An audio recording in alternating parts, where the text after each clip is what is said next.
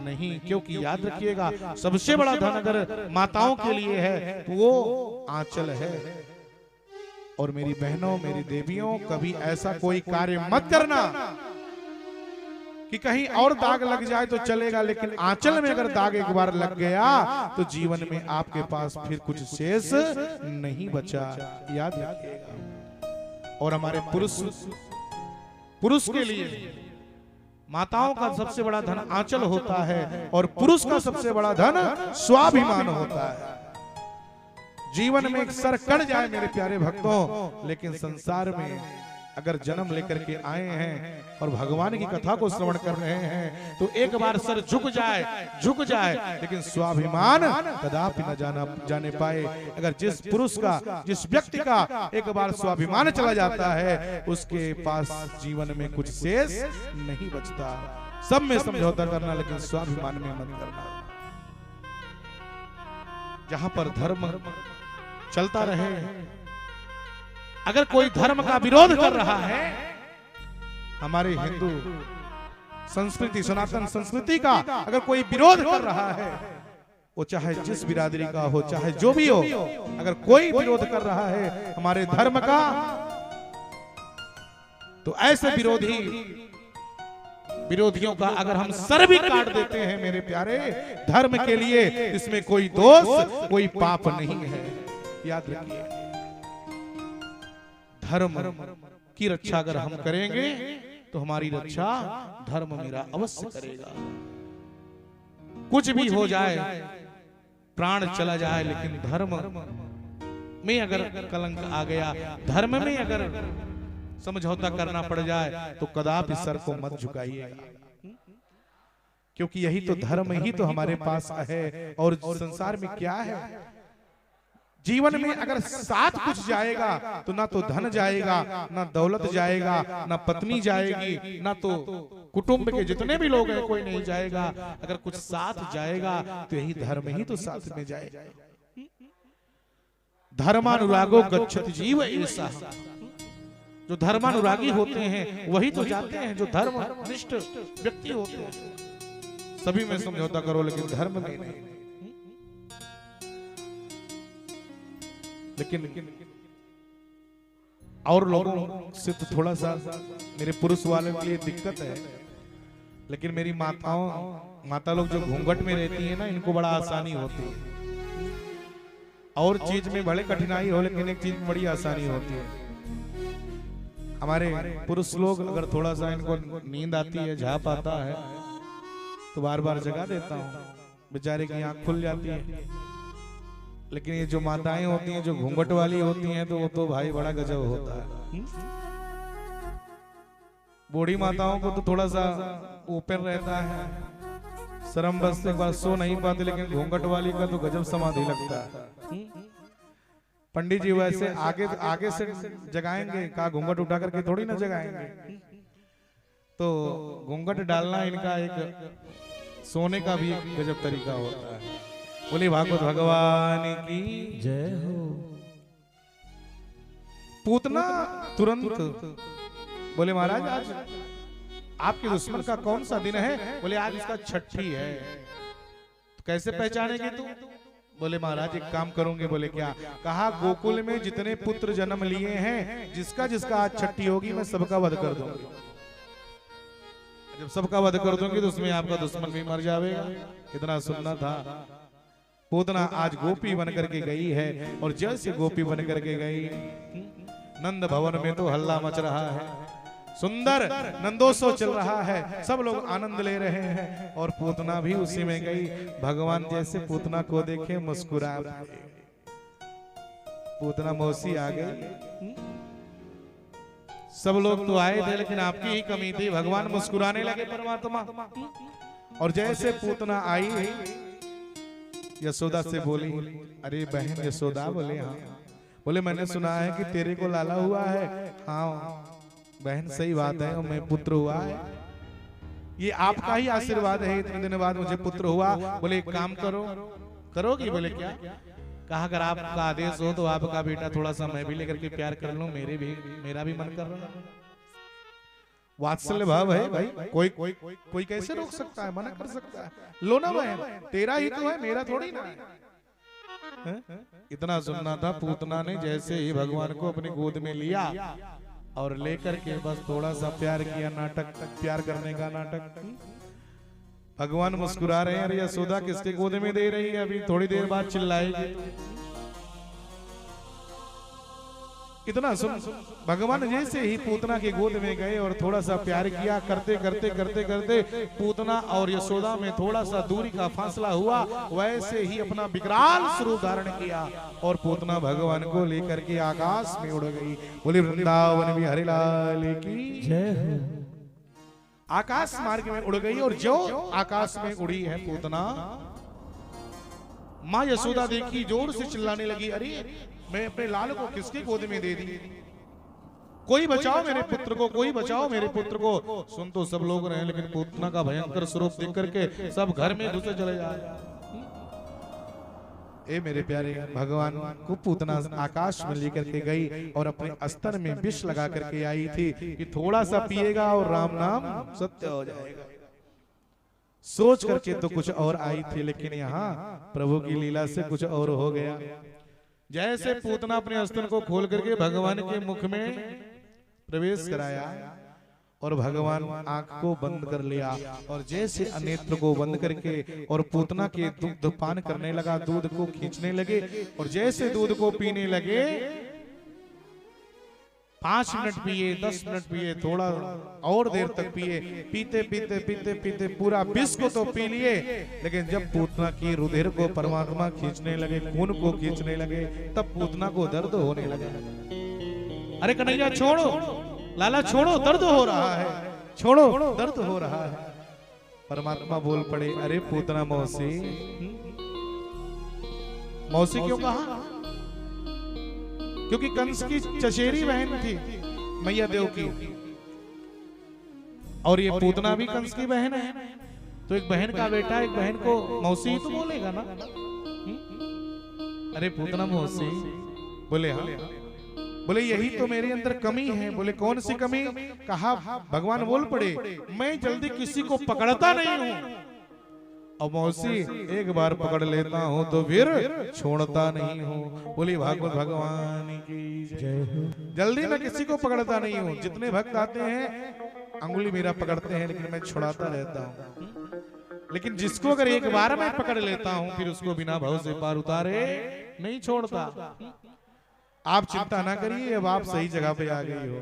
बोलो भागवत भगवान की जय हो। पूतना विचार की, अरे ये तो गजब हो गया, बड़ों की तरह बोल रहा है भाई, लगता है आज गलत जगह मैंने हाथ डाल दिया। क्या करूं? पूतना छोड़ कन्हैया, छोड़ कन्हैया, सामुंच सामुंच, कन्हैया छोड़ दे, दर्द हो रहा है। लेकिन भगवान पूरी रुधिर को खींचना शुरू किया, खून को खींचने लगे। श्री सुखदेव जी महाराज कहते हैं, राजन परीक्षित बोले हाँ। कहा जरा यहाँ ध्यान देने योग्य बातें हैं कुछ। बोले कौन सी बात? कहा भगवान अभी तक पूतना के गोद में गए तो मुस्कुरा रहे थे और नेत्र खुला था, लेकिन जब भगवान पूतना के दूध का पान करने लगे तो नेत्र को क्यों बंद कर लिया? नेत्र को क्यों बंद कर लिया?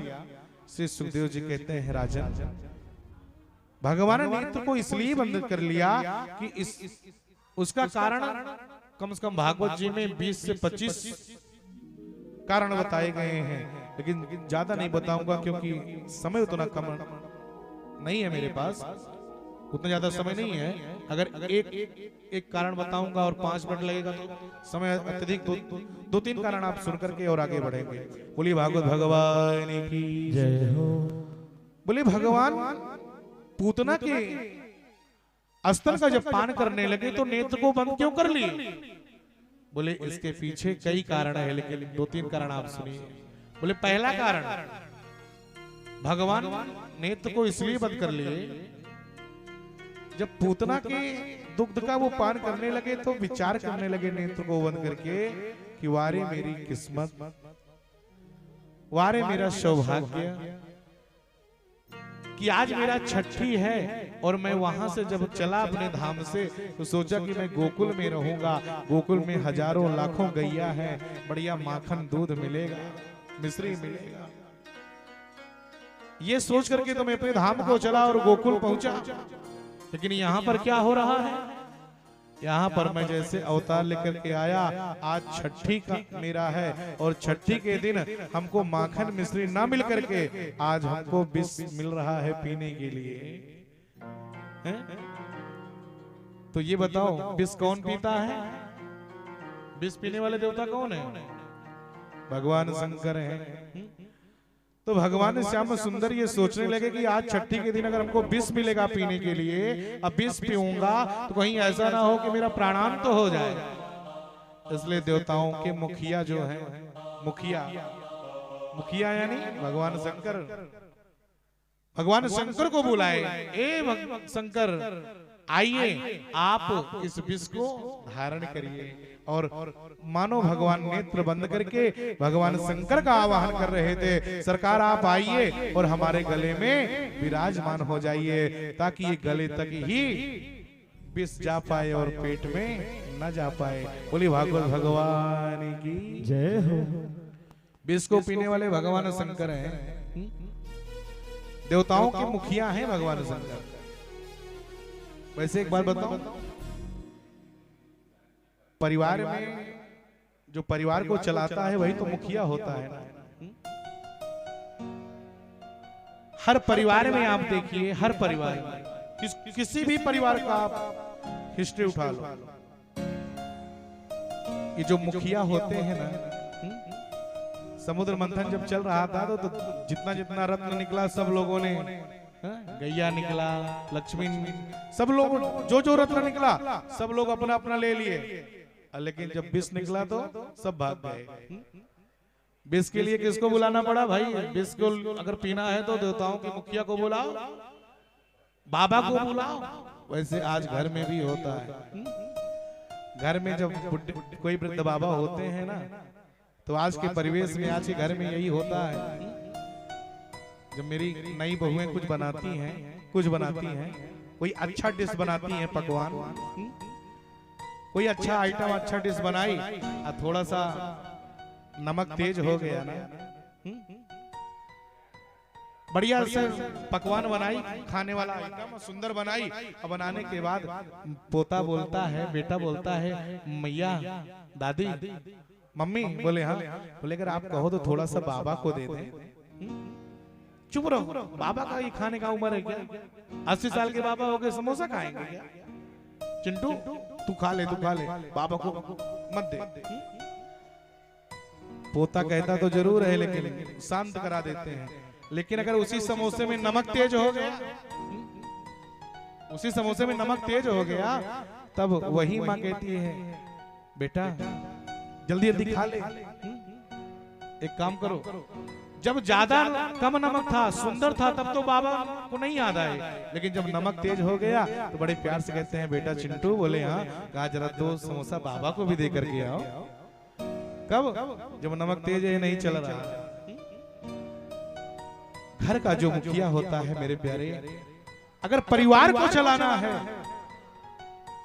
परिवार को चलाना है तो याद रखना, इसमें बहुत सारे लोग आए हैं और सब अपने अपने परिवार को छोड़ करके कल्पवास करने के लिए आए हैं। तो कल्पवास से अगर हम जाएं, कथा सत्संग को सुन करके जाएं, तो कुछ न कुछ शिक्षा, और यहाँ से जाने के बाद घर में कुछ चेंजिंग अवश्य होनी चाहिए।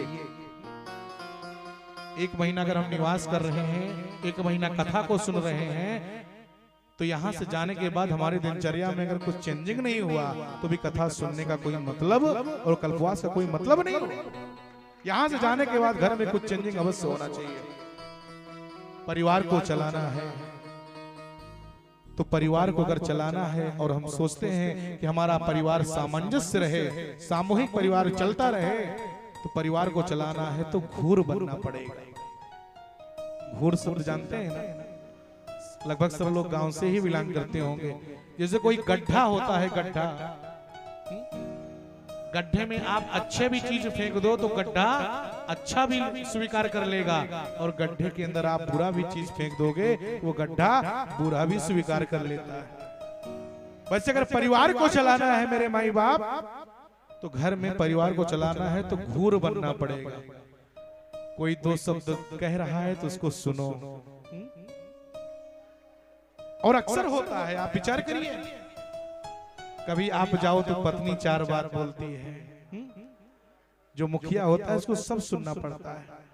कभी आप घर में जाओ पत्नी 4 बात बोलेगी, पूरा पैसा कमा करके लाते हो, सब परिवार के पीछे लगा देते हो, अपने लिए कुछ नहीं करते।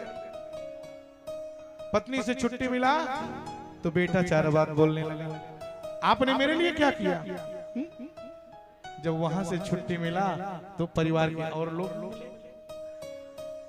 परिवार का जो मुखिया होता है वो सबके लिए अच्छा अच्छा कार्य करता है। कोई त्योहार आता है, कोई पर्व आता है, कोई फंक्शन घर में पड़ता है, सबके लिए कपड़ा बनवाता है। जाओ सब लोग शॉपिंग कर लो, सब लोग कपड़ा ले लो, सबके लिए नया नया कपड़ा, नया नया बढ़िया सब आ गया। लेकिन जब अपना नंबर आता है, अपनी बारी आती है, तब जो कपड़ा रहता है उसी को बढ़िया प्रेस करा करके, एक बार फटा भी रहता है तो पत्नी से कहता है ऐसा करो, छोटा सा छेद है, इसको सुई और तागा से थोड़ा सा बना दो, पता नहीं चलेगा। परिवार का जो मुखिया है होता है, बहुत सहना पड़ता है, बहुत घुट घुट करके जीना पड़ता है इसको मेरे भाई, तब परिवार चलता है। याद रखिएगा, परिवार चलाना भी एक तपस्या है, परिवार चलाना ही आज का समुद्र मंथन है मेरे प्यारे, समुद्र मंथन है। जैसे समुद्र को आप मंथन करिए, वैसे आज कलयुग में परिवार भी चलाना एक मंथन है। और उस व्यक्ति से पूछिए जिसके घर में सामूहिक परिवार चल रहे हैं, मुखिया को सब कुछ सहना पड़ता है। भगवान शंकर को भी भगवान कृष्ण इसलिए नेत्रों को बंद किए कि हे मेरे प्रभु आप आ जाओ, क्योंकि अगर मैं विष पीऊंगा तो मेरा प्राणांत हो जाएगा। विष को अगर मैं पिएंगे तो प्राणांत हो जाएगा, और विष पीने वाले आप हो, आप आइए मेरे कंठ पर निवास करिए, और निवास करने के बाद उस विष को आप गले में ही रोक दीजिए।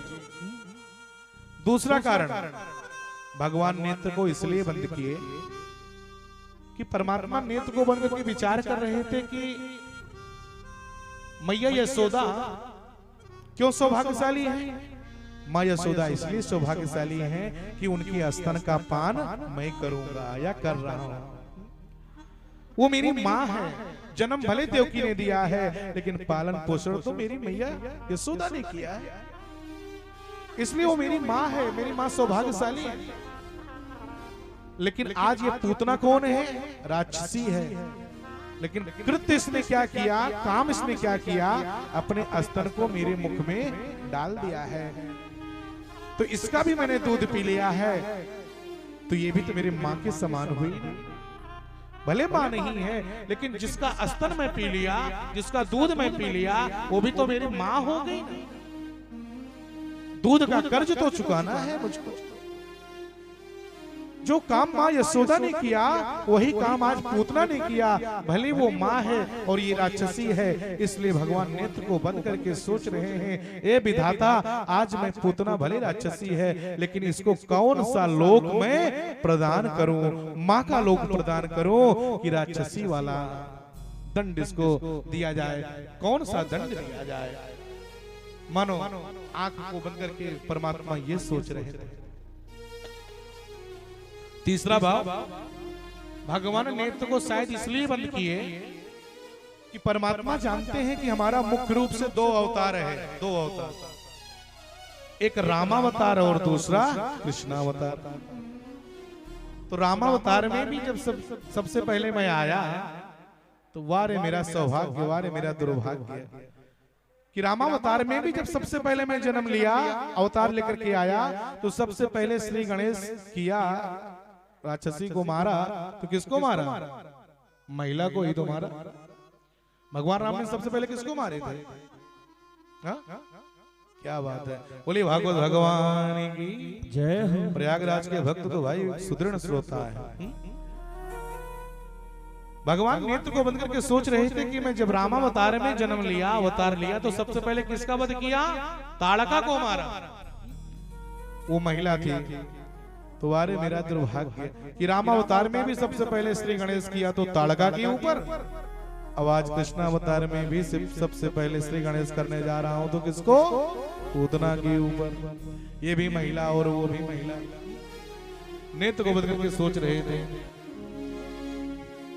पूतना बार बार सामुंच मुंचालमिति प्रभासिणी निष्पीड्यमानाखिल जीव मर्मणि विवृत्य नेत्रे चरणौ भुजौ मुहु प्रवेश्न गात्राक्षिपति रुरोदा।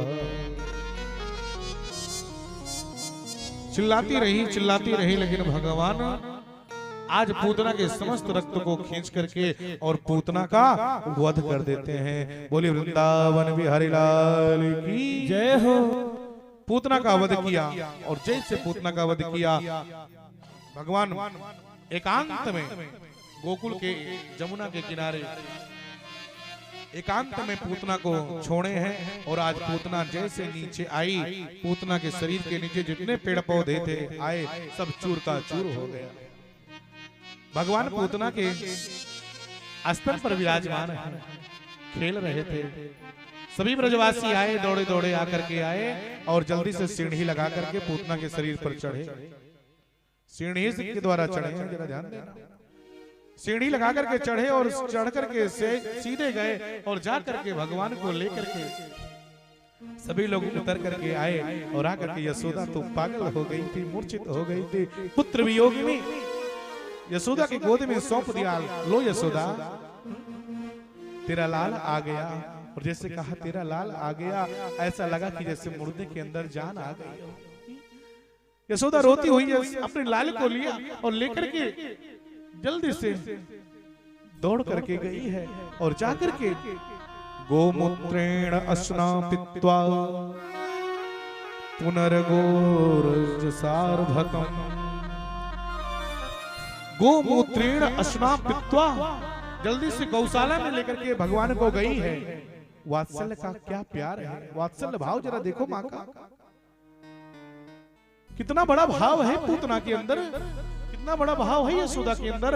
आज भगवान को गौशाला में लेकर के गई और गौशाला में लेकर के जाकर के गैया के पूंछ से झाड़ा मारी है।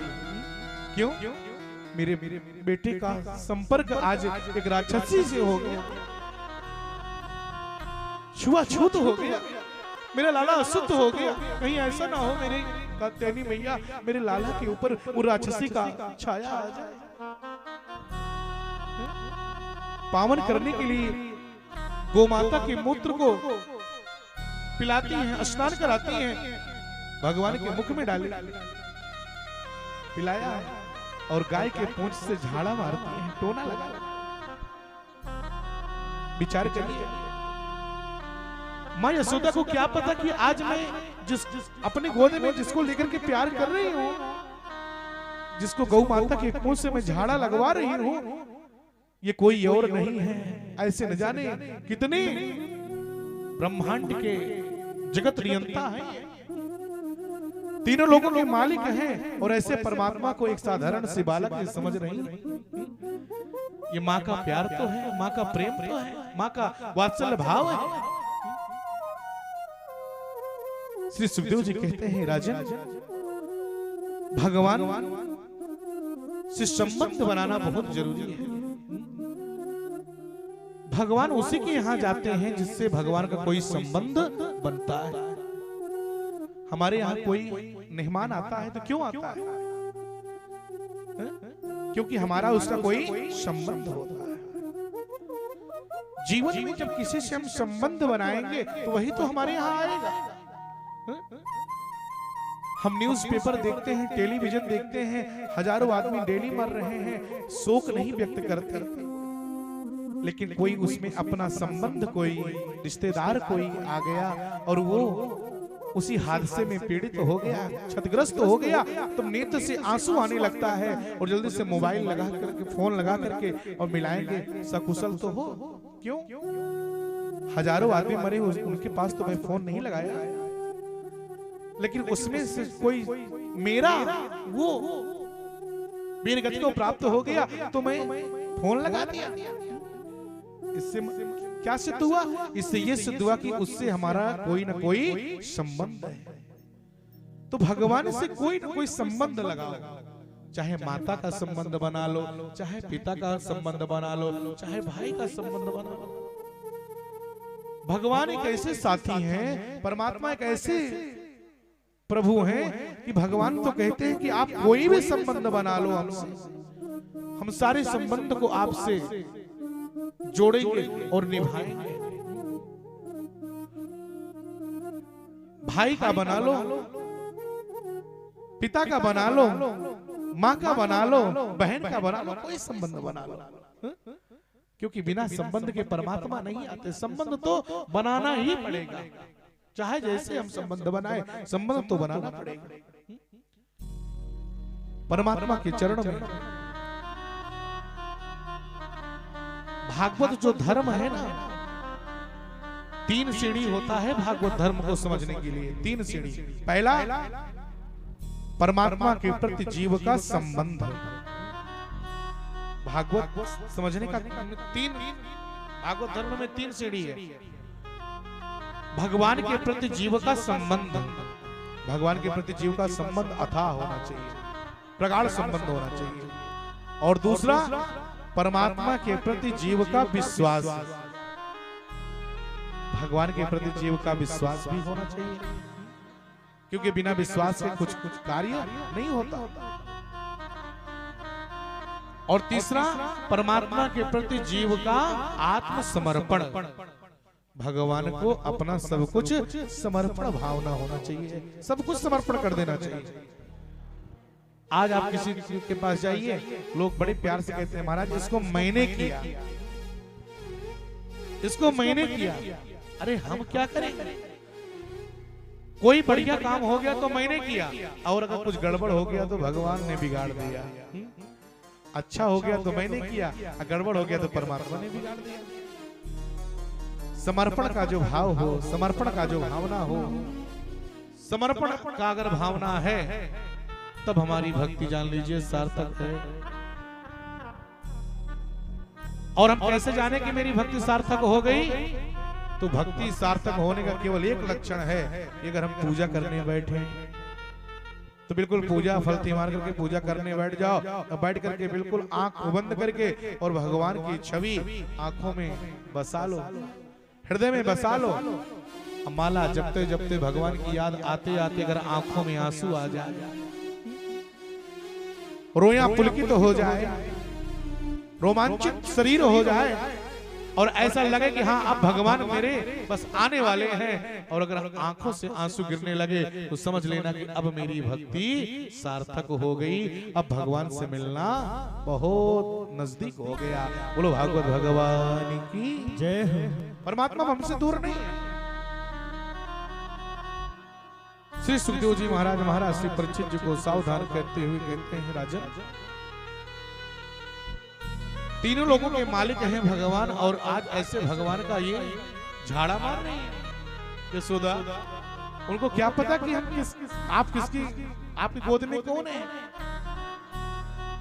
दोनों भैया धीरे धीरे बड़े होने लगे, नामकरण संस्कार हुआ, और जैसे नामकरण संस्कार के लिए बुलाया गया, कौन? गुरु गर्गाचार्य जी को बुलाया गया। और जब गर्गाचार्य जी आए तो जैसे गर्गाचार्य जी आए तो गर्गाचार्य जी बुलाया गया, आसन लग गया, और दोनों माताएं यशोदा और रोहिणी हमारे बीच में कुछ माताएं थोड़ा वार्तालाप कर रही हैं काफी देर से। बोले भागवत भगवान की जय। वैसे माताओं को 2 ही जगह बात करने का टाइम मिलता है, 2 जगह, या तो मार्केट सब्जी लेने चली गई हूँ मार्केट में, अगर कोई मिल जाती है तो बड़े प्यार से कहते हैं और कैसे, अरे चलो नहीं तो भोजन बनाना है। वहां थोड़ा जल्दी में होती है। और दूसरी जगह कहाँ, कथा पंडाल में। कथा पंडाल में तो पति भी जानता है कि 3 घंटा के पहले तो नहीं आएंगे। यहाँ तो बिल्कुल चकाचक टाइम मिलता रहता है। और मेरे प्यारे भक्तों, जानते हो माताएं जो बात करती हैं ना, इनको कहां उठाती हैं और कहां लेकर के जाती हैं पता नहीं चलता। मतलब कहां से कोई बात उठाई है और कहां लेकर के जाती हैं।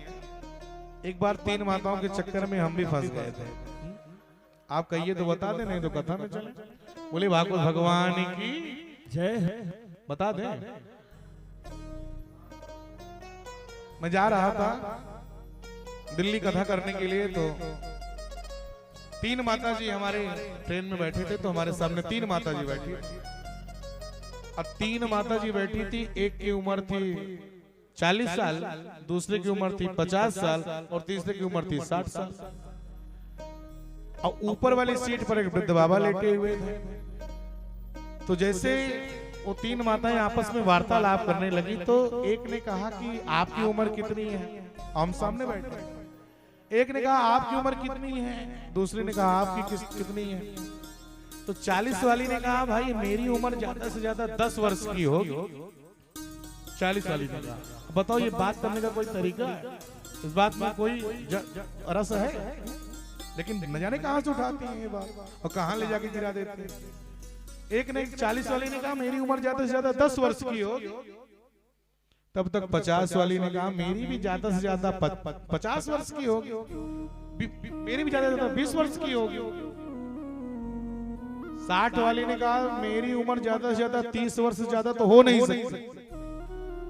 जब वृद्ध बाबा जो लेटे थे ऊपर, वो देखे कि अरे भगवान वारे कलयुग, 40 साल 50 साल 60 साल की महिला 10 20 30 वर्ष की हो गई। तो वृद्ध बाबा किए क्या, ऊपर से माता जी के गोद में कूद गए। लगे क्या क्या रोने। माता जी ने कहा बाबा आपको क्या हुआ? बोले मैं अभी पैदे हो रहा हूं, लो हमको संभालो। लो मैं अभी आ रहा हूं, लो हमको संभालो। बोले क्यों? बोले मैं देख रहा हूं कि 40 साल 50 साल 60 साल की महिला जब 10 20 30 वर्ष की हो गई, तो मेरे मुंह में तो एको दांत नहीं है। कहने का मेरा मतलब क्या है कि न जाने कहां से बात चलती है और कहां ले जाकर गिरा देती हैं माताएं। कल्पवास में हम लोग आए हैं तो थोड़ा सा कथा का आनंद लिया जाए। 1 महीना प्रपंच को दूर रख दिया जाए। क्यों? क्योंकि कथा और व्यथा दोनों साथ में चलती है। कथा और व्यथा दोनों साथ में चलती है। लेकिन ना घर में रख करके आओ तो कम से कम टेंट तो लिए होंगे, टेंट के अंदर तो रहते ही होंगे। पंडा जी के यहाँ तो पंडा जी से बोल दो कि भाई ये व्यथा मैं यहाँ रख करके जा रही हूँ, जरा ध्यान देना, मैं थोड़ा सा कथा में जा रहा हूँ। आ जाइएगा तो फिर वहां टेंट से व्यथा ले लीजिए। ऐसे पावन प्रयागराज की भूमि पे अगर बैठ करके और कथा का आनंद न लिया जाए और व्यथा में ही पड़े रह जाए, तो कल्पवास का कोई मतलब नहीं है। तब तो बस हम यहाँ केवल खाने पीने और आनंद लेने आए हैं। कल्पवास का मतलब क्या है कि सुंदर, जितना ज्यादा से ज्यादा हो सके भगवान के लिए समय दिया जाए, जितना अत्यधिक हो सके परमात्मा का चिंतन किया जाए, जितना ज्यादा से ज्यादा हो सके जाग करके जागरण किया जाए, कम से कम सोया जाए, कम से कम खाया जाए, बस उतना खाया जाए कि जितने में व्यक्ति को आलस न आए और पूजा अच्छे से हो जाए, पूजा में विघ्न ना पड़े।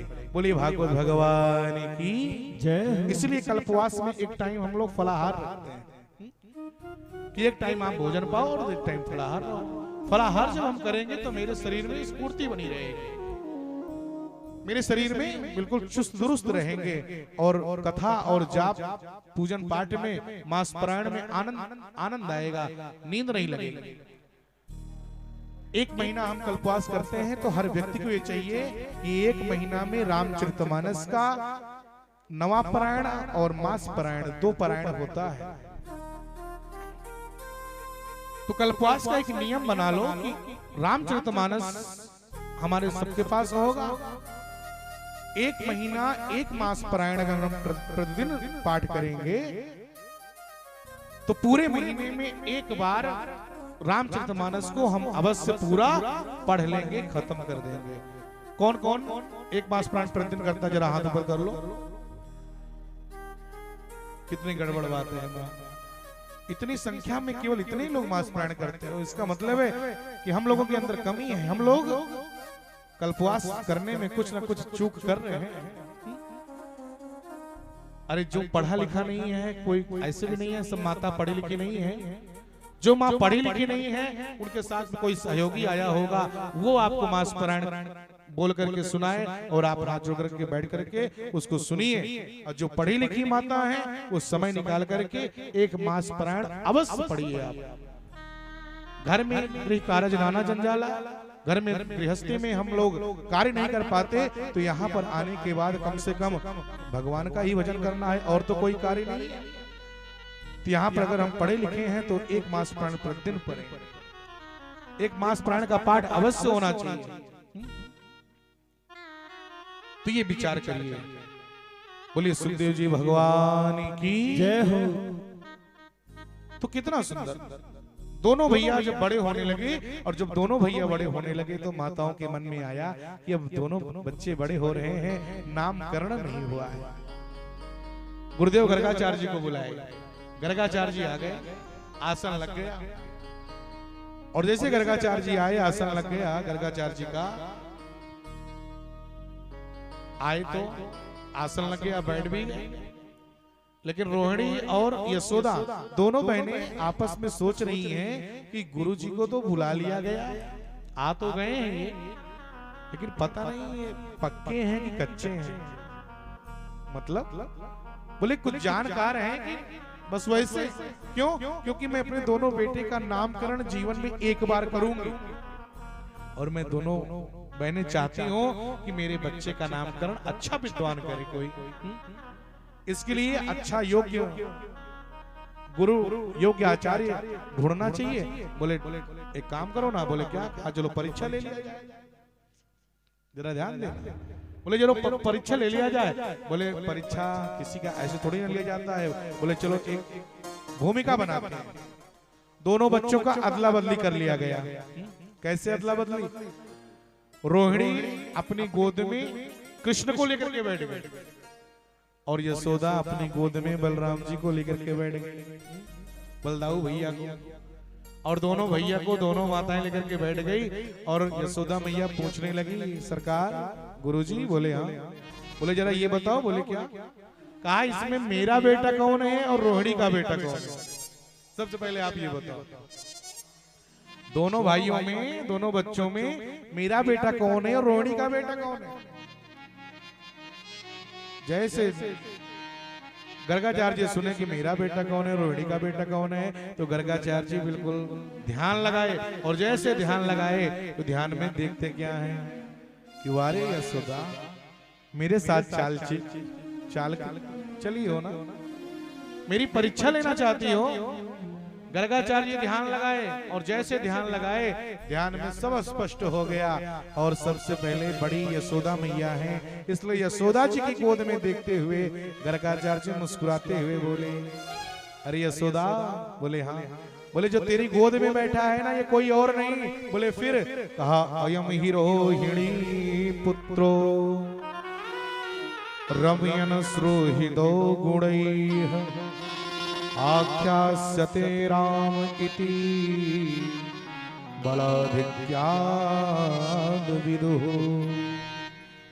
अयम ही रोहिणी पुत्रो, यशोदा रानी ये कोई और नहीं है। बोले फिर? कहा ये तो रोहिणी का बेटा है। रोहिणी का बेटा? यशोदा जल्दी रोहिणी की ओर देखी, लगता है बिल्कुल पक्का है, ज्ञान से परिपूर्ण है। आज मेरे बेटे का बढ़िया सुंदर आचार्य मिल गए। बोले रोहिणी का बेटा है? अच्छा। बोले इसका नाम राम हो? राम? बोले हाँ। बोले जरा और ध्यान देना, राम तो होगा लेकिन बल इसके अंदर परिपूर्ण है। बल इसके अंदर अधिक है, इसलिए इसका नाम बलराम होगा। बोलो वृंदावन बिहारी लाल की जय हो। और गर्भांतरण हुआ है, एक गर्भ से निकाल करके दूसरे गर्भ में प्रवेश कराया गया है, इसलिए इनका नाम संकर्षण भी होगा। बोले संकर्षण भगवान की जय हो। इनका नाम संकर्षण भी कहा जाएगा, संकर्षण भी इनका नाम होगा। और ये मेरे प्यारे भक्तों तमाम नाम रखते हैं, और जैसे ही अब रोहिणी की गोद में देखे समझ गए कि पक्के हैं।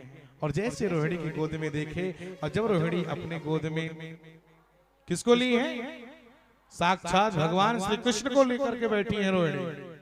और जैसे भगवान का मुखमंडल और गर्गाचार्य जी का मुखमंडल दोनों का एक हो गया, इधर भगवान का नेत्र और इधर गर्गाचार्य जी का नेत्र, दोनों जब आपस में आकर के यूं टकराए और जैसे दोनों एक हुआ, आंखें चार हो गई।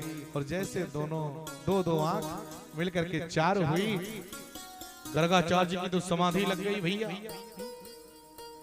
अरे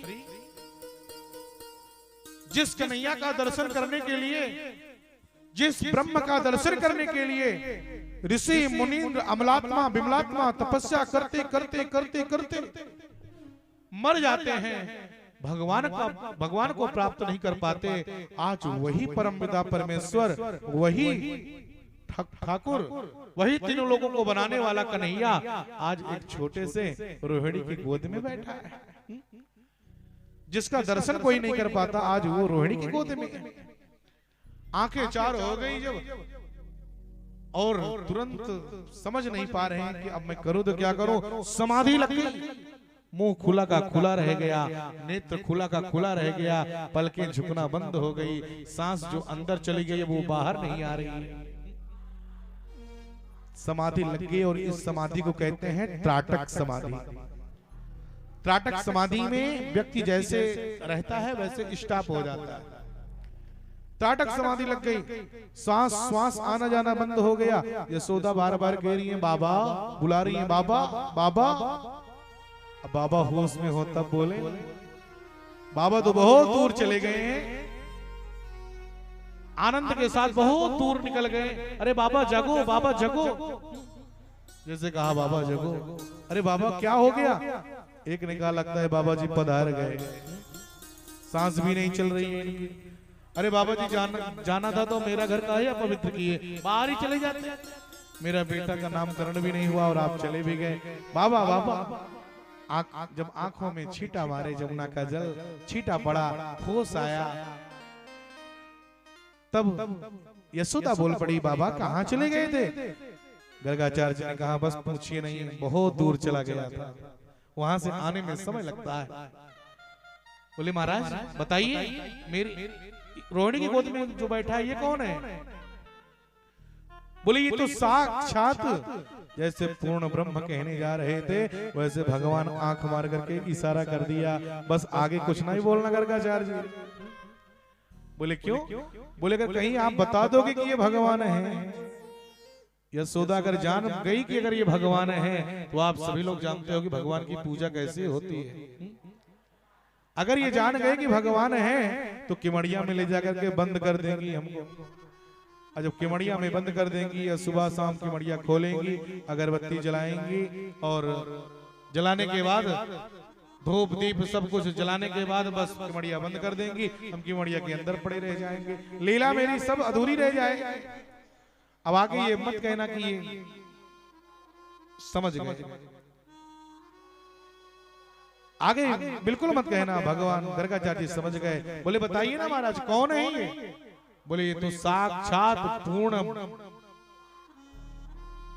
जैसे ब्रह्म कहने जा रहे थे वैसे बात बदल दिया, साक्षात पूर्ण ज्ञान और संस्कार के खजाना है, इनका नाम कृष्ण होगा, इनका नाम कृष्ण होगा। सुंदर नामकरण हुआ, गोविंद माधव इत्यादि नाम रखते हैं। और जब कई नाम रख दिए, बोले आगे चलकर के इनका नाम कनुआ भी होगा, भगवान का एक नाम कनुआ भी है।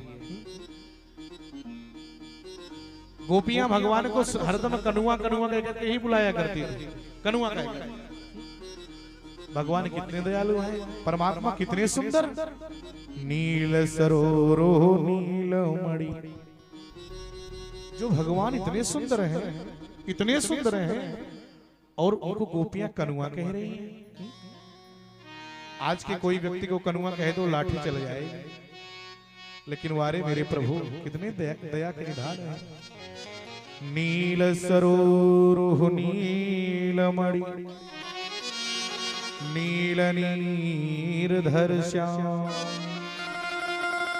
लाजहि तन शोभा निरखी, तो कोटि कोटि सतकाम। एक दो नहीं, करोड़ों करोड़ों कामदेव अपने आप को न्यौछावर करते हैं। ऐसी है परम पिता परमेश्वर की सुंदरता। लेकिन ऐसे इतना सुंदरता होने के बावजूद भी कनुआ कनुआ कहते हैं लोग। नामकरण अगर करना है तो भगवान से मैच कराइए नाम, भगवान से नाम मैच कराइए मेरी माता। जीवन में भगवान का नाम नहीं कहोगे, नहीं लोगे, चलेगा, लेकिन अगर मुक्ति चाहते हो, कृपा चाहते हो, तो एक काम करो, एक उपाय करो, कल्याण हो जाएगा। कौन सा? आप अपने पोते का नाम, अपने नाती का नाम, अपने बेटे का नाम भगवान के नाम से मैच करा करके रख दीजिए। अपने बेटे का नाम, अपने पोते का नाम भगवान से मैच कराइए नाम। राधे श्याम रख दो बेटे का नाम। कितना सुंदर हमारे राजेंद्र जी ने अपने बड़े पुत्र का नाम रखा है राम प्रसाद। क्या सुंदर नाम है। भगवान से मैच करा करके नाम को रखो। राधे श्याम रख दो, सीताराम रख दो, कुंज बिहारी रख दो, अवध बिहारी रख दो। अरे अगर पूजा एक बार नहीं भी करोगे ना, तो दिन भर में 10-5 बार तो बुलाओगे बेटे को। बेटा राजा राम पानी लाओ, बेटा सीताराम भोजन लगाओ, बेटा सीताराम पर्स लाओ। कई बार आप बुलाओगे, अपने बेटे को बुलाओगे, इससे भी कल्याण हो जाएगा, मुक्ति हो जाएगी। प्रमाण के लिए अजामिल कितना बड़ा पापी था। अजामिल से बड़ा पापी कोई था क्या? लेकिन अजामिल ने अपने छोटे बेटे का नाम केवल एक चीज रख दिया, क्या? नारायण। अजामिल से बड़ा पापी कौन था? लेकिन बेटे का नाम नारायण रख दिया। और नारायण के रखने के बाद यमदूत जब आए और अजामिल को लेकर के जाने लगे, चौंक चौंक करके लेकर के जाने लगे, तो अजामिल अपने बेटे को बुलाना शुरू किया, बेटा नारायण, बेटा नारायण, बेटा नारायण। और जब अपने बेटे को बुलाने लगा, बार बार बुलाने लगा बेटे को, तब भगवान को आना पड़ा। भगवान के पार्षद आए, भगवान आए। यमदूत देख के घबरा गए, महाराज आप कैसे आ गए? बोले मूर्ख हो क्या, किसको बुला रहा है? नारायण नारायण बुला रहा है। बोले बेटा प्रभु ये आपको नहीं बुला रहा, ये तो अपने बेटे को बुला रहा है। बोले चाहे बेटे को बुलाए, चाहे नाती को बुलाए, नाम तो मेरा ले रहा है ना। चाहे बेटे को बुलाए, चाहे किसी को बुलाए, नाम तो मेरा ले रहा है, इसलिए रक्षा करने तो हमको आना ही था, रक्षा करने। इतना सुनना था मेरे माँ मेरे भाई। आज के माताएं, आज के लोग तो गजब का नाम रखते हैं, जिस नाम को लेने में शर्म आती है। इंको, मिंटू, घिंटू, जिंटू, पिंटू, पता नहीं कौन कौन सा नाम, जिस नाम में कोई दम नहीं है, जिस नाम में कोई, जिस नाम का कोई अर्थ नहीं है। नाम के अनुरूप गुण होता है, बच्चों में याद रखिएगा। संस्कारवान बनाना है तो सुंदर नाम उनका रखिए। बोलिए वृंदावन बिहारी लाल की नामकरण संस्कार हुआ। बीच में भगवान श्याम सुंदर गोपियों के यहाँ घुस करके प्रवेश करके माखन चोरी भी किए हैं, लेकिन माखन चोरी नहीं किया। क्यों भैया? भगवान के यहाँ खुद इतनी गाय थी, भगवान के यहाँ इतनी दूध घी माखन का पहाड़ था, सब कुछ था। क्या भगवान चोरी करते तो केवल माखन मिश्री? श्री सुखदेव जी कहते हैं, राजन परीक्षित, भगवान माखन और मिश्री की चोरी तो किया, लेकिन माखन और मिश्री की चोरी नहीं किया, बल्कि गोपियों के घर में जा जा करके जिस गोपी जहां जहां भगवान गए, जितनी गोपियां थी, हर गोपियों के यहाँ भगवान प्रवेश करके जाकर के और गोपियों के अंतःकरण में जो काम, क्रोध, मद, लोभ, अविद्या इत्यादि ये सब पाप हैं, भगवान सब गोपियों के यहाँ जाकर के माखन मिश्री चुराने के बहाने उनके समस्त पापों को भगवान चुरा लिया। सभी गोपियों के पाप को परमात्मा चुराए हैं, अविद्या को चुराए हैं। वो माखन और मिश्री थोड़ी ना चुराए हैं। माखन मिश्री तो उनके यहाँ न जाने कितने लाख गाय हैं सब। तो भगवान श्याम सुंदर दोनों भैया आज विराजमान हैं और भगवान के मुखारविंद को देख रही हैं। यशोदा सुला रही हैं और जैसे यशोदा सुला रही हैं, बलराम एक पालने में बलराम जी लेटे हुए हैं, दूसरे पालने में यशोदा मैया भगवान कृष्ण को सुला रही हैं। और जैसे भगवान सो रहे हैं, परमात्मा के मुखारविंद को सभी गोपियां, सभी माताएं देख देख करके प्रमुदित हो रही हैं, प्रसन्न हो रही हैं और सबके मुख से निकल रहा है, सरकार तेरी मंद मंद मुस्कनिया। भगवान मेरे प्रभु मुस्कुरा रहे हैं। परमात्मा की मुस्कुराहट को देख करके सभी गोपियां नृत्य कर रही है, नाच रही है, गा रही है। ओ तेरी मंद मंद मुस्कनिया पे बलिहार सांवरे, बलिहार सांवरे, बलिहार सांवरे, बलिहार सांवरे, बलिहार सांवरे, बलिहार सांवरे। तेरी मर्द मर्द मुस्कनिया पे, तेरी मर्द मर्द मुस्कनिया पे बलिहार सांवरे, बलिहार सांवरे, बलिहार सांवरे, बलिहार सांवरे। ताली जाते हुए हरि बोल।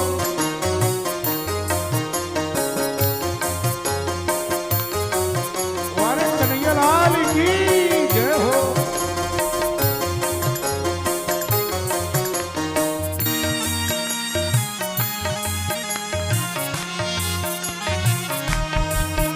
हे हरि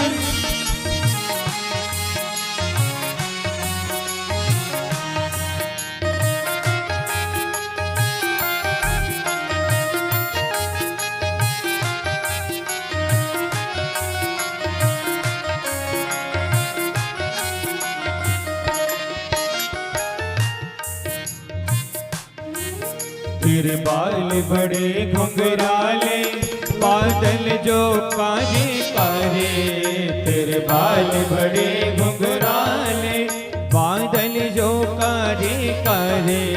तेरे एक एक अंग की, भगवान के एक एक अंग की आज सभी गोपियां व्याख्यान करती हैं। कन्हैया तेरे बाल कैसे हैं, तेरा हाथ कैसा है, तेरे कजरारी निगाहें कैसी हैं। जो निगाह एक बार जिधर चली जाती है, पूरी दुनिया पागल सी हो जाती है। राधे तेरे बाल बड़े घुंघराले, बादल जो काले काले। तेरे बाल बड़े घुंघराले, बादल जो काले काले। तेरे बाल बड़े घुंघराले, बादल जो काले काले। तेरी मोर मुकुट लटकनिया पे, तेरी मोर मुकुट लटकनिया पे, तेरी मोर मुकुट लटकनिया पे बलिहार सांवरे, बलिहार सांवरे, बलिहार सांवरे, बलिहार सांवरे। ताली जाते हुए हरि बोल। जय हो।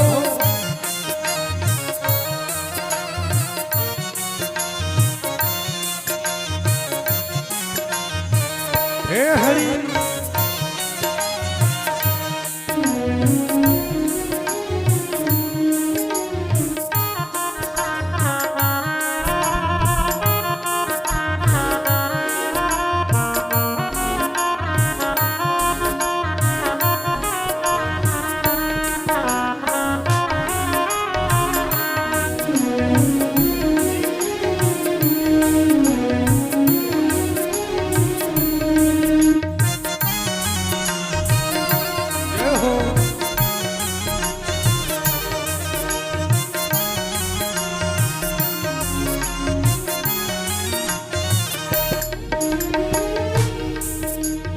चाल जब मत वाली लगती है प्यारी प्यारी, तेरी चाल अजब मतवाली लगती है प्यारी प्यारी। तेरी चाल अजब मतवारी लगती है प्यारी प्यारी, तेरी चाल अजब मतवाली लगती है प्यारी प्यारी। तेरी पायल की धन गैया पे, तेरी पायल की धन धनिया पे, बलिहार सावरे बलिहार सावरे बलिहार सावरे बलिहार सावरे। बलिहार सांवरे बलिहार सांवरे।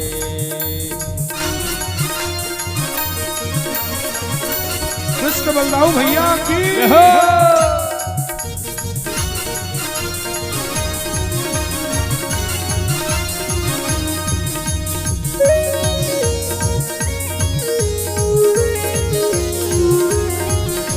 जय हो।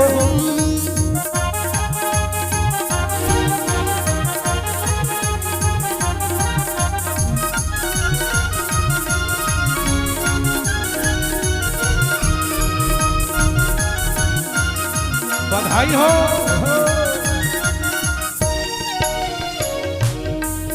तेरे संग में राधा प्यारी लगती है सबसे प्यारी, तेरे संग में राधा प्यारी लगती है सबसे प्यारी। जब बगल में राधा रानी खड़ी होती है कन्हैया, तू बगल में और तेरे बगल में जब राधा जी खड़ी होती है तो क्या सुंदर छवि है कन्हैया। वारे मेरे लाला, एक बार ऐसी छवि हम प्रयागराज के भक्तों को भी जरा दिखा दो, जरा दोनों। तेरे रंग में राधा प्यारी लगती है सबसे न्यारी, तेरे संग में राधा प्यारी लगती है सबसे न्यारी, तेरे संग में राधा प्यारी लगती है सबसे न्यारी। इस युगल छवि पे जाऊं, इस युगल छवि पे जाऊं, बलिहार प्यार जो राधे। बलिहार सावरे बलिहार सावरे बलिहार सावरे। तेरी मर्द मर्द मुझ कनिया पे, तेरी मर्द मर्द मुझ कनिया पे, बलिहार सावरे बलिहार सावरे बलिहार सावरे बलिहार सावरे बलिहार सावरे बलिहार सावरे।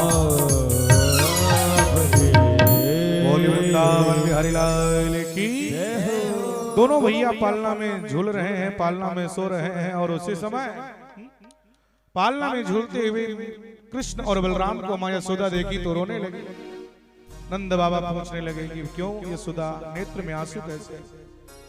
यशोदा मैया रोती हुई कहने लगी कि बाबा प्राणनाथ, आज मुझको ये डर है, जब से मेरा दोनों लाल जन्म लिए हैं, अवतार लेकर के आए हैं, तब से लेकर के कंस कोई न कोई राक्षस को भेज रहा है मारने के लिए, तो हमको लगता है कि ये गोकुल कृष्ण के लिए सुरक्षित नहीं रही। बोले कहाँ लेकर के चला जाए। नंद बाबा अपने छोटे भाई घनानंद को बुलाए, घनानंद से सारी बात सुना डाले। घनानंद ने कहा एक काम करो भैया। बोले क्या? कहा गोकुल को अब छोड़ दो, कृष्ण अब यहाँ सुरक्षित नहीं है दोनों भैया। बोले फिर? आप सीधे वृंदावन चलो, गोकुल को छोड़ करके वृंदावन चलो। बोले वहां क्या है? कहा वनम वृंदावनम नाम पशप्यम नव काननम। वन में सबसे सुंदर वन है वृंदावन। वृंदावन तुलसी और वन माने बगीचा, जहां पर केवल तुलसी का ही बगीचा हो वही को पावन वृंदावन कहते हैं। प्रातः काल हुआ है, बैलगाड़ी सज गई है, सभी गोपियां अपनी अपनी साड़ी बैलगाड़ी के चारों तरफ लगा देती हैं। उसमें यशोदा बैठ गई, रोहिणी बैठ गई, सभी लोग ग्वाल बाल आगे पीछे पैदल गोपियां सब जाने लगी वृंदावन। क्यों? क्योंकि जहां कन्हैया रहेगा सब वहीं रहे।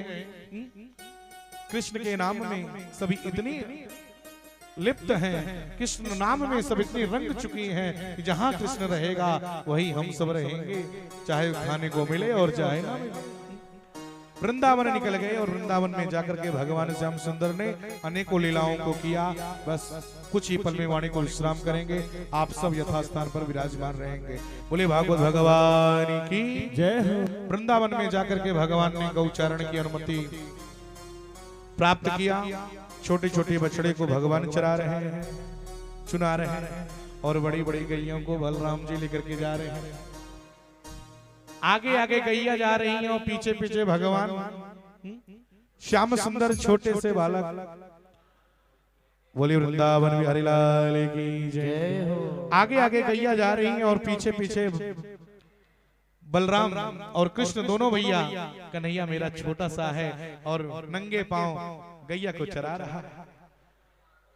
आज जाते जाते गोधूरी बेला हो गई, शाम का समय हो गया और चलते चलते कन्हैया के माथे पे पसीना की बूंदे जम गई है और गैया के खुर से जो व्रज की धूल उड़ रही है ना, वो धूल उड़ उड़ करके आकर के मेरे श्याम सुंदर के मस्तक पर जो पसीना है उसी में सन रही है। चलते चलते नाक में थोड़ा पसीना लग गया, नाक में ओस की बूंद की तरह पसीना जम गया, वो धूल नाक में गई। सुखदेव जी महाराज कहते हैं राजन परीक्षित बोले आज ये ब्रज की धूल जो है ना, ये अपने आप को परम सौभाग्यशाली मान रही है कि आज हमारी कितनी बड़ी, न जाने हम पूर्व जन्म में ऐसा कौन सा पुण्य किए थे। जिस गाय के पीछे परमात्मा आज जा रहे हैं, वो गैया अपने आप को परम सौभाग्यशाली मान रही हैं कि न जाने मैंने पूर्व जन्म में कौन सा पुण्य की थी कि आज तीनों लोगों को चराने वाला, तीनों लोगों को चराने वाला आज हमको चरा रहा है, मेरे पीछे पीछे जा रहा है। ये मेरा परम सौभाग्य है। ब्रज की जो धूल है भगवान के मस्तक पर जो आकर के लिपट रही है, आज वो धूल का परम सौभाग्य है कि जिस धूल लोग के पैर के नीचे पड़ती है, आज वही धूल भगवान उस धूल को अपने मस्तक पर चिपका रहे हैं। ब्रज के धूल आज परम सौभाग्यशाली है।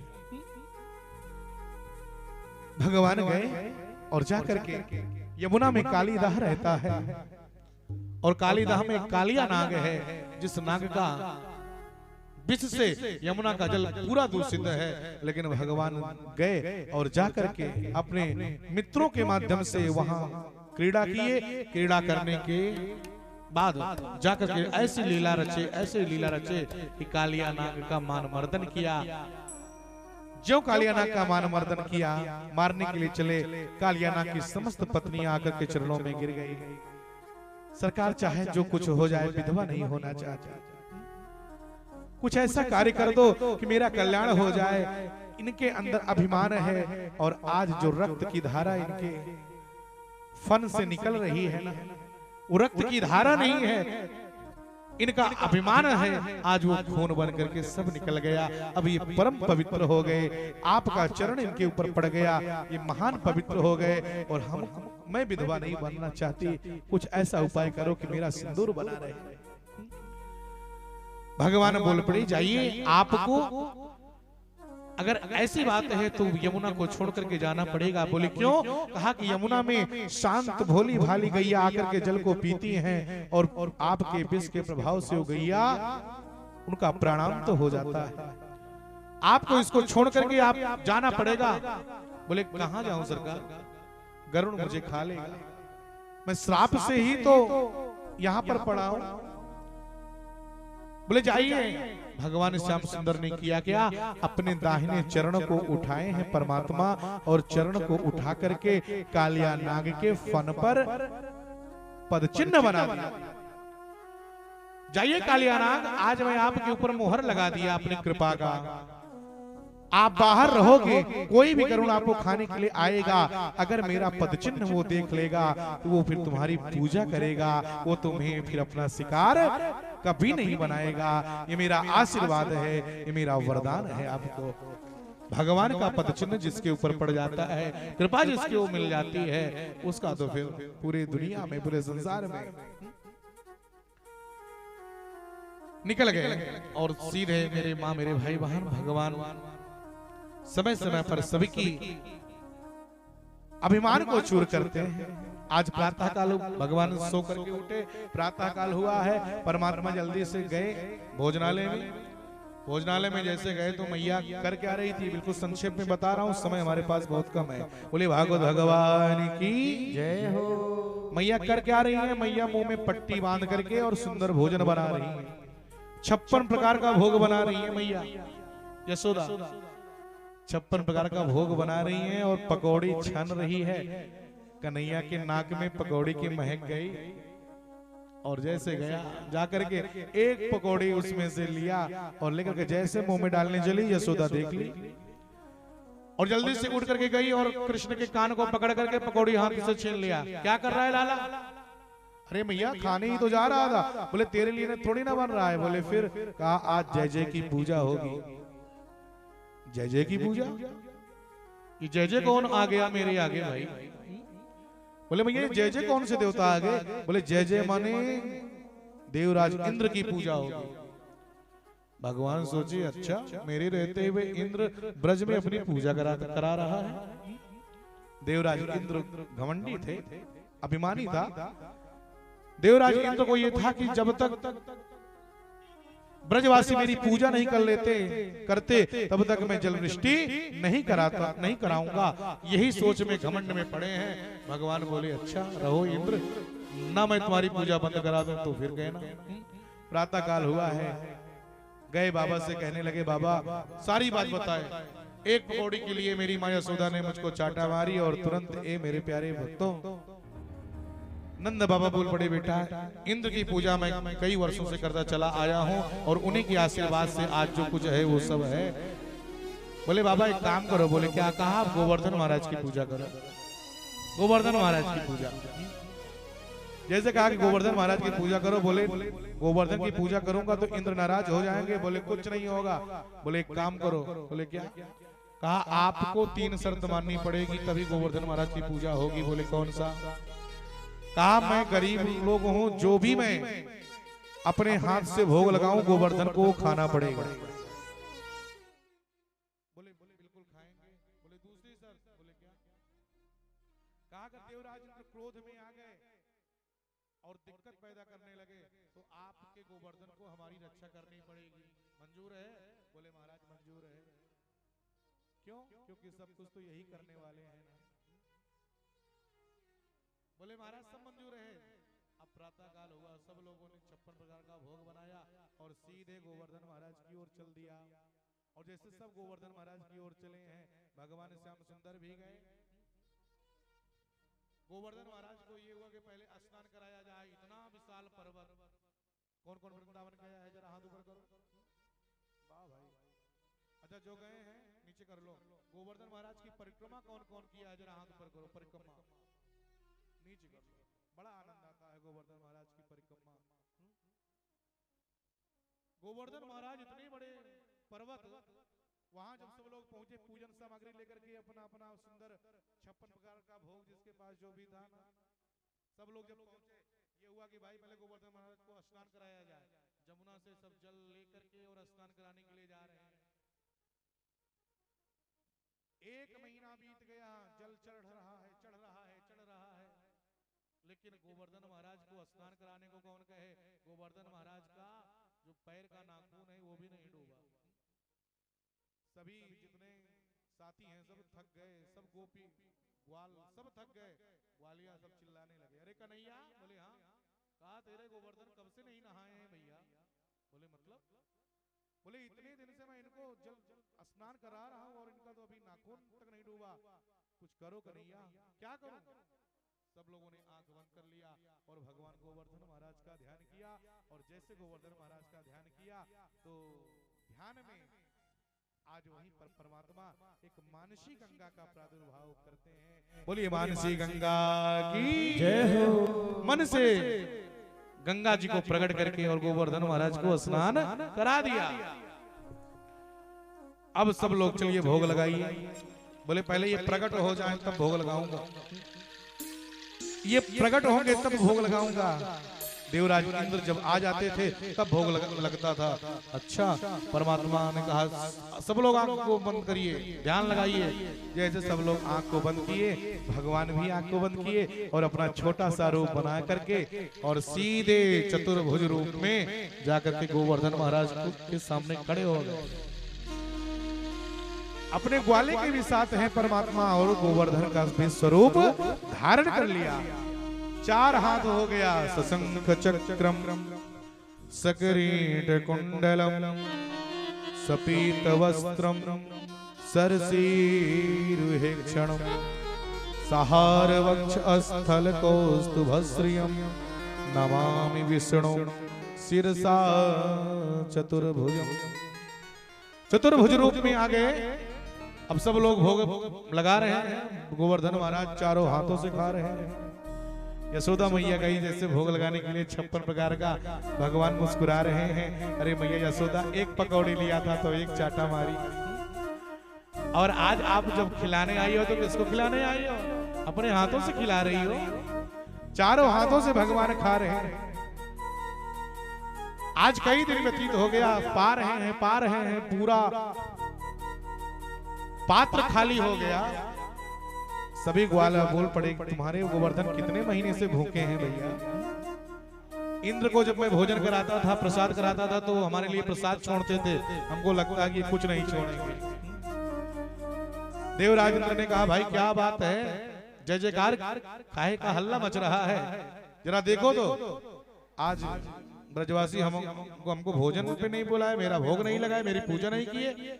जब उनके सब साथी सैनिक आए, पार्षद आए, देखे, अरे महाराज गजब हो गया। बोले क्या हुआ? बोले वहां तो तुम्हारा पत्ता साफ हो गया, वहां तो भगवान अपने आप को पुजा रहे हैं, पत्ता साफ हो गया। बोले अब क्या होगा? देवराज इंद्र क्रोध में आ गए और जल वृष्टि करने लगे। बिल्कुल संक्षेप में बता रहा हूँ, समय कम है, कथा को विस्तार नहीं कर रहा हूँ। जल वृष्टि करने लगे।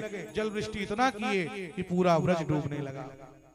और जैसे पूरा व्रज डूबने लगा तो सभी ग्वाल सभी गोपियां, यशोदा, नंद बाबा, सब लोग आकर के कन्हैया के सामने खड़े हो गए। तुमने तो कहा कि इंद्र के कोप से गोवर्धन महाराज मेरी रक्षा करेंगे, कहाँ है गोवर्धन महाराज, बुलाओ। भगवान विचार करने लगे कि देवराज इंद्र क्रोध में आ गए। परमात्मा ने किया क्या? बोले एक काम करो। बोले क्या? सभी लोगों ने अपना अपना लठ लेकर के आओ, लाठी डंडे जो जो पाओ, और अब एक काम करना पड़ेगा, गोवर्धन महाराज को उठाना पड़ेगा।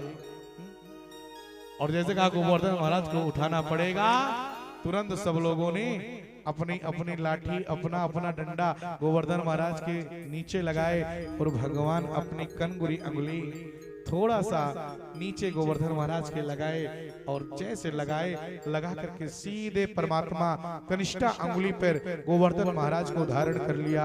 बोलिए गोवर्धन भगवान की जय हो। गोवर्धन महाराज को धारण कर लिया। सबको कह दिया आप सब लोग गोवर्धन भगवान के नीचे आ जाओ, और सब लोग गोवर्धन के नीचे आ गए। और ये मेरे प्यारे सभी ग्वाले, सभी गोपियां नृत्य करते हुए भगवान से भज रही हैं कि श्री गोवर्धन महाराज महाराज तेरे माथे मुकुट विराज रहे। श्री गोवर्धन महाराज महाराज तेरे माथे मुकुट विराज रहे। श्री गोवर्धन महाराज महाराज तेरे माथे मुकुट विराज रहे। श्री गोवर्धन महाराज महाराज तेरे माथे मुकुट विराज रहे।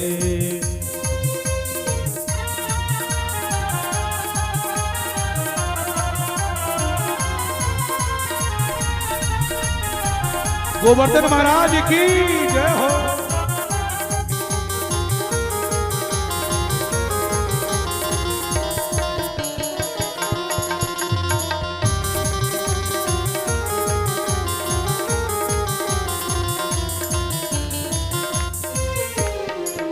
तो पे पान चढ़े तो पे फूल चढ़े तो पे पान चढ़े तो पे फूल चढ़े तो पे पान चढ़े तो पे फूल चढ़े तो पे पान चढ़े तो पे फूल चढ़े तो पे पान चढ़े तो पे फूल चढ़े तो पे पान चढ़े तो पे फूल चढ़े और चढ़े और चढ़े और चढ़े दूध की धार आधार तेरे माथे मुकुट विराज रहो श्री गोवर्धन महाराज महाराज तेरे माथे मुकुट विराज रहे। गोवर्धन महाराज की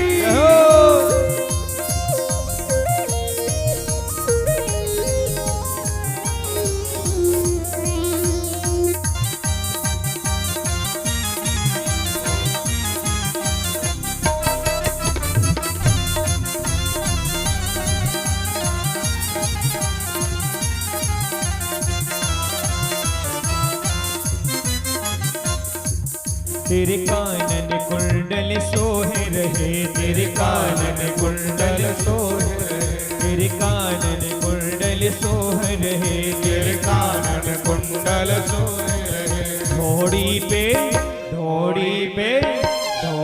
पे हीरा लाल लाल तेरे माथे मुकुट विराज रहे श्री गोवर्धन महाराज महाराज तेरे माथे मुकुट विराज रहे। गोवर्धन महाराज की हो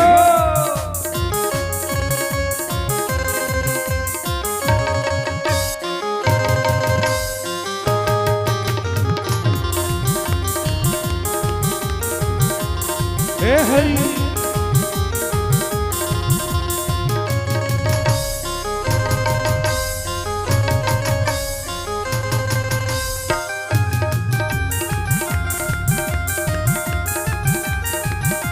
जय हो मेरे प्रयागराज के प्यारे भक्तों हरि बोल।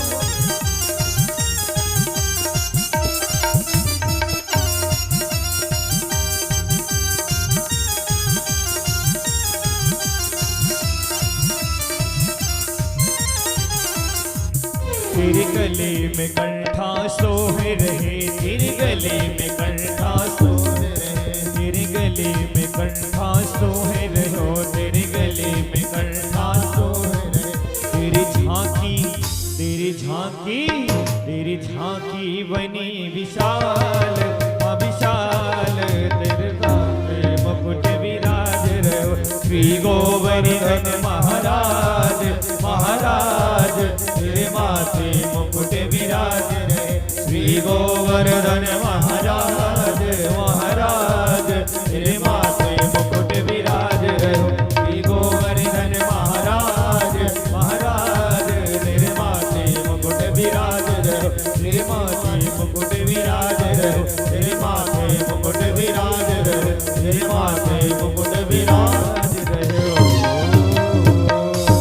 गिरिराज धरण भगवान की जय हो गोवर्धन भगवान की जय हो। भगवान श्याम सुंदर अपने कनिष्ठा अंगुली पे गोवर्धन महाराज को धारण किए और धारण करके उठाए सभी गोप ग्वाल को बुला लिया। आ जाओ 7 दिन 7 रात लगातार देवराज इंद्र ने जलवृष्टि किया। भगवान लेकर के खड़े रहे। ग्वालों ने कहा कन्हैया बोले हाँ कहा 7 दिन से लगातार खड़े हो थोड़ा सा बैठ तो जाओ आराम कर लो नहीं तो अंगुली तुम्हारी दुखने लगेगी। भगवान श्याम सुंदर बोल पड़े अगर हमारे बैठने से क्या रुका रहेगा ये गोवर्धन। बोले क्या तूने थामा है क्या मैं अपने डंडे पे थामा। भगवान बोल पड़े कि जरा सावधान रहिएगा और तुरंत मेरे प्यारे जैसे परमात्मा ढीला किए हल्का सा ऐसे सारी लठ अपने आप चटाचट टूटने लगी। भगवान बोल पड़े क्यों क्या हुआ। समय समय पर देवराज इंद्र का आज इस तरह से भगवान अभिमान को चूर किया। बोलो वृंदावन बिहारी लाल की जय। 7 दिन 7 रात लगातार परमात्मा ने अपने कनिष्ठा अंगुली में गोवर्धन महाराज को धारण किया आगे की कथा आगे की क्या होती है आपको कल की कथा में बताया जाएगा। आज की कथा अब यहीं पर विश्राम लेती है। आज का सत्र यहीं पर विश्राम होता है और आगे कल भगवान श्री कृष्ण का बड़ा सुंदर भाव। कल खष्टम दिवस भगवान कृष्ण का विवाह उत्सव है। कल मैया रुक्मिणी और भगवान कृष्ण का विवाह होगा। प्रयागराज की पावन धरातल पर भगवान का जन्म हुआ, कथा चल रही है भागवत का। और कल भगवान का विवाह उत्सव में हम लोग पहुंची करेंगे प्रयागराज की गंगा जी गोद में। तो आइए बड़े शुद्ध और प्रेम के साथ आरती होगी। आरती का आनंद लेकर के सत्र आज हम समाप्त करेंगे और कल भारी से भारी संख्या में भगवान के विवाह